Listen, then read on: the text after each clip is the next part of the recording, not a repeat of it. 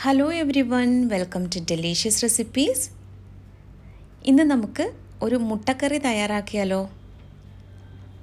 ചപ്പാത്തിക്കും ചോറിനും അപ്പത്തിൻ്റെ കൂടെയൊക്കെ കഴിക്കാൻ പറ്റിയ നല്ലൊരു കറിയാണിത്. ഇത് വളരെ പെട്ടെന്ന് തന്നെ നമുക്ക് തയ്യാറാക്കിയെടുക്കാം. അപ്പോൾ ഇതിനാവശ്യമായിട്ടുള്ള ചേരുവകൾ എന്തൊക്കെയാണെന്ന് നോക്കാം. ആദ്യം നമുക്ക് മുട്ട ഒന്ന് പുഴുങ്ങിയെടുക്കണം. ഈ കറിയിലേക്ക് 4 മുട്ടയാണ് ഞാൻ ചേർക്കുന്നത്.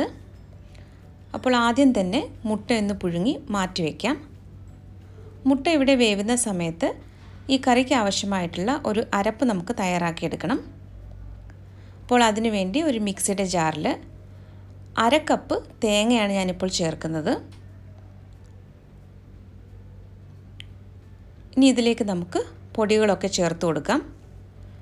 1/2 ടീസ്പൂൺ കാശ്മീരി മുളക് പൊടിയും 1/4 ടീസ്പൂൺ മഞ്ഞൾപ്പൊടിയും 1 ടീസ്പൂൺ മല്ലിപ്പൊടിയും 1 ടീസ്പൂൺ പെരിഞ്ജീരകവുമാണ് ഇപ്പോൾ ചേർത്തത്.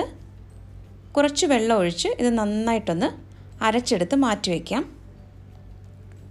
ഈ കറി തയ്യാറാക്കാനായിട്ട് ഒരു കടായിൽ കുറച്ച് വെളിച്ചെണ്ണ ഞാൻ ഒഴിച്ചിട്ടുണ്ട്. വെളിച്ചെണ്ണ നന്നായിട്ട് ചൂടായി വരുമ്പോൾ ഇതിലേക്ക് 1/2 ടീസ്പൂൺ കടുകാണ് ചേർത്തത്. കടുക് നല്ലതുപോലെ ഒന്ന് പൊട്ടി വരണം. വെളിച്ചെണ്ണ ഇല്ല എന്നുണ്ടെങ്കിൽ വെജിറ്റബിൾ ഓയിൽ ഒഴിച്ചാലും മതി. 1 തണ്ട് കറിവേപ്പിലയും 3 വറ്റൽമുളകും കൂടി ചേർത്തിട്ടുണ്ട്. ഇത് നന്നായിട്ടൊന്ന് വഴറ്റിയെടുക്കാം. ഇനി ഇതിലേക്ക് നമുക്ക് ഒരു സവാളയാണ് ചേർക്കേണ്ടത്. സവാള നല്ലതുപോലെ ഒന്ന് വഴറ്റിയെടുക്കണം.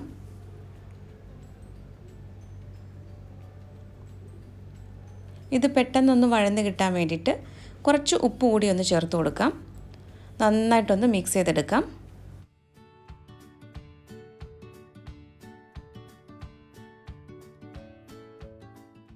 സവാള ചെറുതായിട്ടൊന്ന് വഴന്ന് വരുമ്പോൾ ഇതിലേക്ക് 2 പച്ചമുളകും കൂടി ചേർക്കാം. ഇനി അടുത്തതായിട്ട് ഇതിലേക്ക് ചേർക്കാനുള്ളത് ഇഞ്ചിയും വെളുത്തുള്ളിയുമാണ്. ഏകദേശം 1 ടേബിൾ സ്പൂൺ ഇഞ്ചി വെളുത്തുള്ളിയാണ് ഞാനിപ്പോൾ ചേർത്തത്. ഇഞ്ചിയും വെളുത്തുള്ളിയും ഞാൻ ഗ്രേറ്റ് ചെയ്തിട്ടാണ് എടുത്തിരിക്കുന്നത്. ഇഞ്ചി വെളുത്തുള്ളി പേസ്റ്റോ അല്ലെങ്കിൽ അത് ചെറുതായിട്ട് അരിഞ്ഞെടുത്തോ ഇതിലേക്ക് ചേർക്കാവുന്നതാണ്. ഇതിപ്പോൾ എല്ലാം നന്നായിട്ട് വഴന്ന് വന്നിട്ടുണ്ട്. ഇനി നമുക്ക് തേങ്ങ അരച്ചത് ഇതിലേക്ക് ചേർക്കാം. ഇനി ഇത് നല്ലതുപോലെ ഒന്ന് വഴറ്റിയെടുക്കണം. ഇതിൽ ചേർത്തിരിക്കുന്ന പൊടികളെല്ലാം നമ്മൾ മൂപ്പിക്കാതെയാണ് തേങ്ങയുടെ കൂടെ അരച്ചെടുത്തിരിക്കുന്നത്. അപ്പോൾ ഇതൊരു 2 മിനിറ്റ് നന്നായിട്ട് ഈ അരപ്പൊന്ന് വഴറ്റിയെടുക്കാം. അതിനുശേഷം ചാറിന് ആവശ്യമായിട്ടുള്ള വെള്ളം ഒഴിച്ചു കൊടുക്കാം.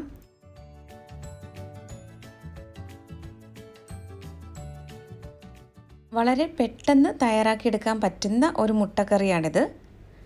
ഇതിൽ പെരിഞ്ജീരകത്തിൻ്റെ ഫ്ലേവറാണ് അല്പം മുന്നിട്ട് നിൽക്കുന്നത്. 1 ടീസ്പൂൺ പെരിഞ്ജീരകമാണ് ഞാൻ ഇതിലേക്ക് ചേർത്തിട്ടുള്ളത്. ഇപ്പോൾ ഏകദേശം 2 മിനിറ്റ് നമ്മൾ അരപ്പൊന്ന് വഴറ്റിയെടുത്തിട്ടുണ്ട്. ഗ്രേവിക്ക് ആവശ്യമായിട്ടുള്ള വെള്ളം ഒഴിച്ചു കൊടുത്തിട്ടുണ്ട്. മിക്സിയുടെ ജാറിലേക്ക് കുറച്ച് വെള്ളം ഒഴിച്ചിട്ടാണ് ഇതിലേക്ക് ചേർത്തിട്ടുള്ളത്. ഇനി ഇത് നല്ലതുപോലെ ഒന്ന് ഇളക്കി കൊടുക്കാം. ഇനി ഈ കറി നന്നായിട്ടൊന്ന് തിളച്ച് വരണം. കറി ഒന്ന് തിളച്ച് വരുമ്പോൾ നമുക്കിതിലേക്ക് പുഴുങ്ങി വെച്ചിരിക്കുന്ന മുട്ട ചേർത്ത് കൊടുക്കാം. ഇപ്പോൾ കറി നന്നായിട്ട് തിളച്ച് വരുന്നുണ്ട്. ഞാനിപ്പോൾ മീഡിയം ഫ്ലെയിമിലാണ് വെച്ചിരിക്കുന്നത്.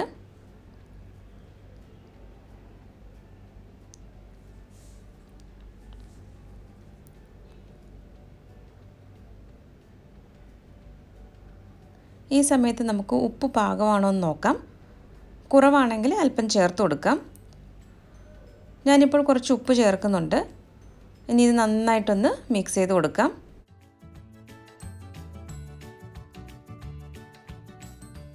ഇനി നമുക്ക് വേവിച്ച് വെച്ചിരിക്കുന്ന മുട്ട ഇതിലേക്ക് ചേർക്കാം. 4 മുട്ടയാണ് ഞാൻ ഈ കറിയിലേക്ക് ചേർക്കുന്നത്.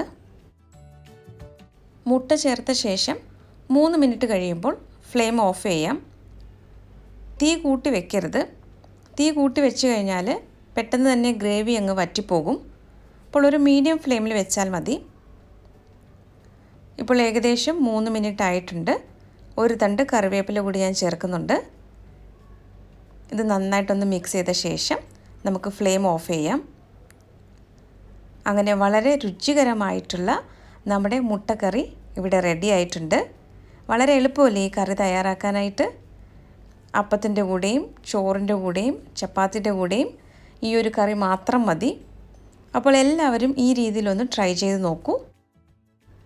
റെസിപ്പി ഇഷ്ടമായാൽ ഡെലിഷ്യസ് റെസിപ്പീസ് ചാനൽ കൂടി ഒന്ന് സബ്സ്ക്രൈബ് ചെയ്യാൻ മറക്കരുതേ. അപ്പോൾ മറ്റൊരു നല്ല റെസിപ്പിയുമായിട്ട് വീണ്ടും വരാം. താങ്ക്